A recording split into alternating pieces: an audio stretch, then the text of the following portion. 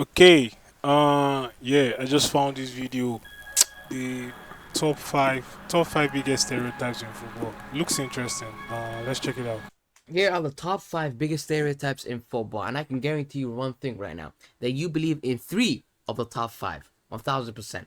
Number 5, all black players are fast and strong. Ladies and gentlemen, that is not stereotyping. That is a full blown fact. When you see a black winger, you better expect two things: that he's gonna come fast and he's gonna come hard. Pause, but that is the full. What the fuck, bro? See, I'm not gonna lie, bro. Like this first one, the first stereotype, is actually a fact. Like I saw a video where someone was talking about how black people are genetically better at sports, better in sports than white people, and he gave solid points as to why. So this is another person so saying the same thing. Yeah, it's a fact. Full blown truth. Shout out to all my white fullbacks out there holding it down, but they can tell you firsthand that you can't stop a black man on a mission. When a black man is running at you, you better step back. You better hope to God that he has a bad touch. You better hope to God that somehow, some way, he falls off because you're not gonna stop him. Luke Shaw is not gonna stop Bukayo Saka. Aaron Cresswell is not gonna stop Adama Traore. The only way Aaron Cresswell should have a chance of stopping Adama Traore is by fasting 24 hours before the game or sleeping at 6 p.m. at night. That's the only way to have a chance. Other than that, it's cash money. Chopsticks. Number 4. Okay, wait for it. Yeah, I think. But the funny thing is, right? So if you want to talk about wingers, like all-time best, it's funny how most all-time best are filled with white guys than black guys. Correct me if I'm wrong, but yeah, I feel there are more white guys and like ranked in the all-time best than more black guys. I don't know. Maybe it's just me, just saying shit again, bro. 4. All Brazilians are ballers. Now, if your club buys a Brazilian player named Roberto Coutinho, you automatically start thinking that he's nice. He got game. He's amazing. Well, that would have been true 50 years ago. That ain't the case no more.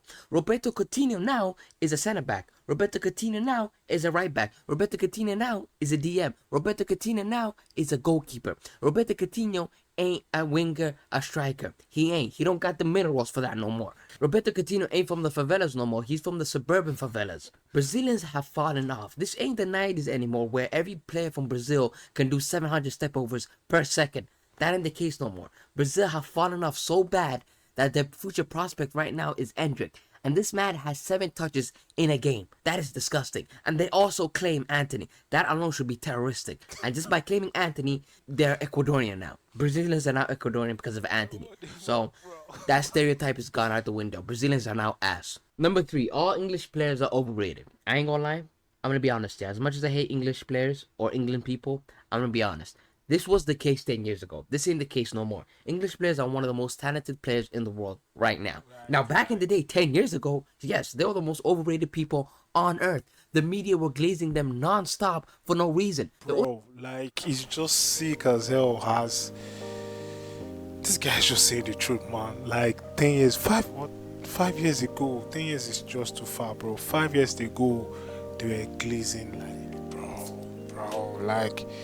But now, like English, there are more top quality English players now, like world class English players like Foden, Bukayo Saka, Bellingham, you know, Palmer. I still feel like I don't want to conclude on Palmer yet. Maybe give Palmer this season, but Palmer feels like he can be included in that list. There's a certain Kobe Mino also. But it still feels like another season to prove himself.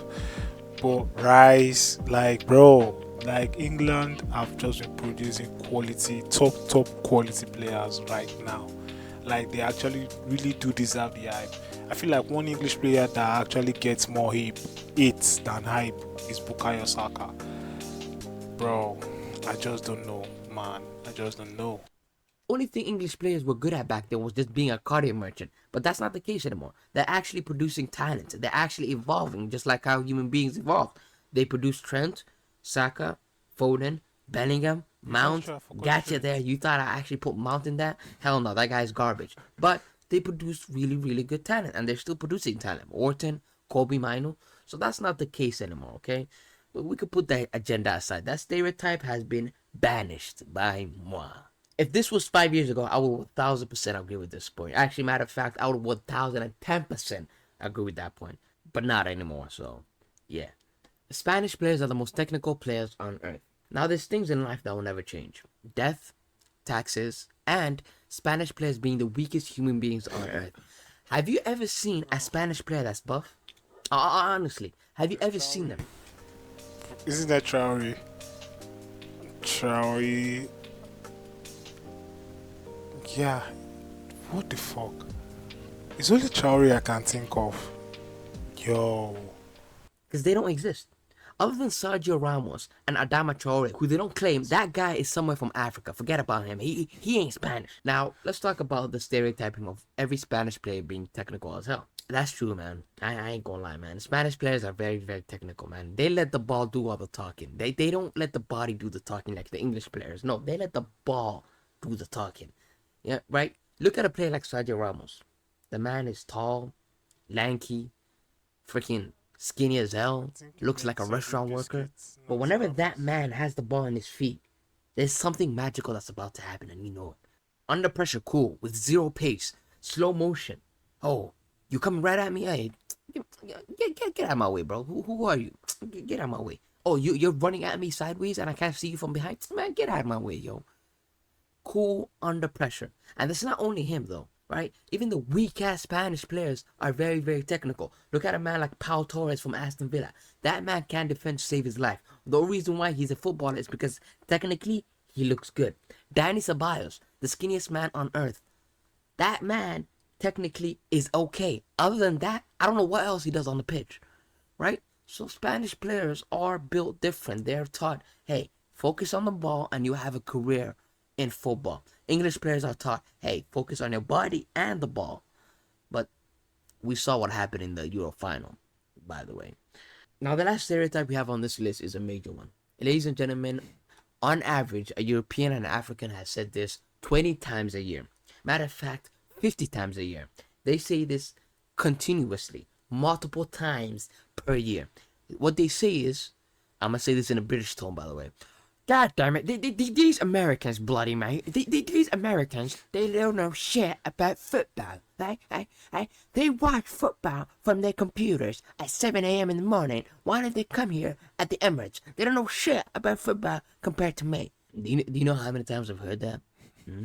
Do you know how many times I've went to YouTube channels and I've seen Well, I feel like there are more Americans now that are more enlightened about the game now than 5 years ago, 3 years ago. There are more Americans more enlightened about the game now. And with the fact that preseason tour always being held in in those regions, like North American region. So I think there are more enlightened football fans in America now. the comment section or the commentators say that, huh? And my heart breaks whenever I hear that because it's absolutely true. Americans don't know shit about football. Hey, I don't claim them, yo. I don't claim them. I ain't gonna lie. Listen, when we say Americans don't know shit about football, we gotta divide this, all right? Now, obviously, there's casuals that join after every 4 years. Forget about those guys, right? Those guys are not actual football fans. Now, let's talk about the ones that watch football. The ones that watch football have a corrupted mind. They listen to propaganda properly. They listen to agenda properly. I have talking to several Americans, and every time I've spoken about football with them, it's always me scratching my head and asking them, "Are you sure you're a real football fan? Are you sure you watch the game every single weekend? Are you sure you dissect the game the way I dissect the game?" Because honestly, some of the shit they say is disgusting. Now, honestly, it's disgusting. Let me give you an example. Before the World Cup, before Messi won the World Cup, a lot of Americans were saying Cristiano Ronaldo was the best player. Why? Because they find him amusing. Because he has a six pack, he's 6'6", he looks good. Messi's a midget, he has a beard, he's been in the same girl with him since he was 8 years old, yada yada yada. But the reason why they said they liked Ronaldo more is because he's more entertaining. He does shit more entertaining.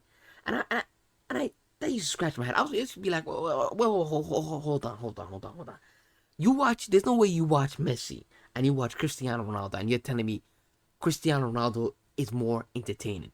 They used to say that consistently, but now since Messi won that shit, guess what? All the Americans are now Messi fans. Every single one of them are like, Messi, Messi, Messi, because he went to MLS and shit. But before that, it was all Ronaldo fans. Every single one of them was Ronaldo fans. And the other thing I hate about Americans is that the first thing they see on Twitter is the first thing they'll say to you. So whenever someone that has a big account says that and that is ass, they'll come to you and say that and that is ass. Copy and paste. And that pisses me the hell off. Right? Especially Arabs. Arab Americans don't know shit about football. I'm gonna say Arab Americans don't know shit about football. Sorry for all you Arabs out there. I ain't gonna cap. I ain't gonna hold y'all. But y'all don't know shit about football. Now, when I say y'all, I don't mean all you guys. Obviously, there's some that know football and there's some that don't. But most of you guys don't know shit about football. Right? The ones I met. Yeah. And when I say America, I mean North America. So, that's all the stereotypes I have on this shit. I'll see y'all next time. Yabba yabba do. I don't know why the hell I said that cringe ass shit, but see ya. So, yeah, Here are the top 5 biggest. that's the video, bro. This guy deserves it. So basic is his name. The top 5 biggest stereotypes in football. I'm not gonna lie, bro. It's funny as hell. But yeah, I'll see you in the next one. Stay safe, boys. Peace.